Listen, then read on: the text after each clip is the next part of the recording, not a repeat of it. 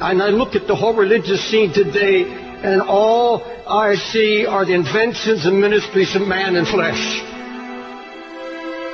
It's mostly powerless. It has no impact on the world. And I see more of the world coming into the church and impacting the church rather than the church impacting the world. I see the music taking over the house of God. I see entertainment taking over the house of God. An obsession with entertainment in God's house, a hatred of correction and a hatred of reproof. Nobody wants to hear it anymore. Whatever happened to anguish in the house of God? Whatever happened to anguish in the ministry? It's a word you don't hear in this pampered age. You don't hear it. Anguish means extreme pain and distress. The emotion so stirred that it becomes painful. Acute, deeply felt inner pain because of conditions about you, in you or around you. Anguish, deep pain, deep sorrow, agony of God's heart.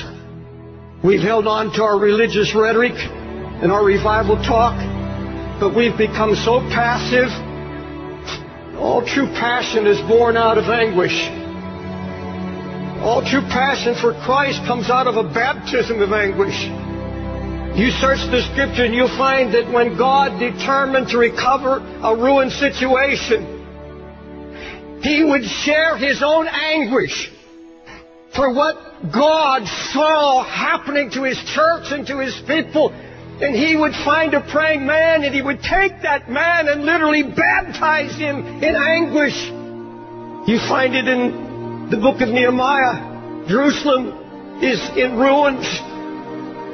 How is God going to deal with this? How is God going to restore the ruin? Now, folks, look at me. Nehemiah was not a preacher. He was a career man. But this was a praying man. And God found a man who would not just have a flash of emotion, not just some great sudden burst of concern and then let it die. He said, no, I broke down, and I wept, and I mourned, and I fasted, and then I began to pray night and day. Why didn't these other men, why didn't they have an answer? Why didn't God use them in restoration?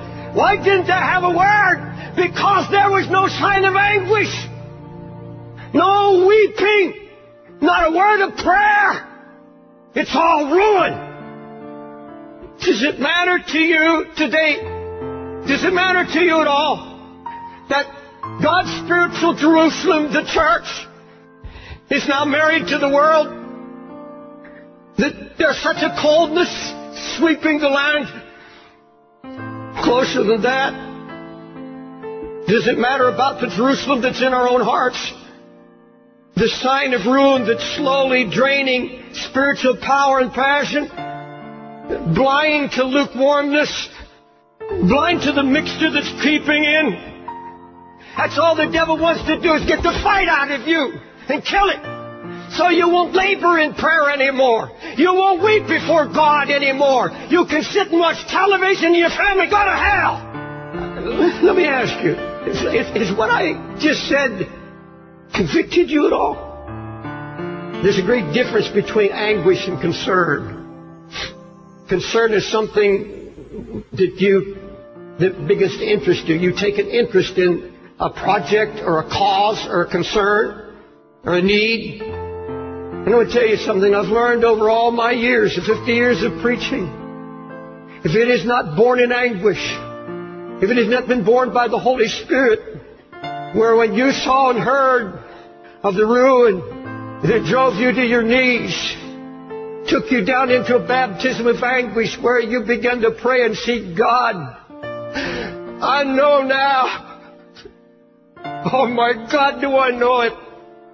Until I'm in agony, until I have been anguished over it, and all our projects, all our ministries, everything we do, where are the Sunday school teachers that weep over kids they know are not hearing and they're going to hell.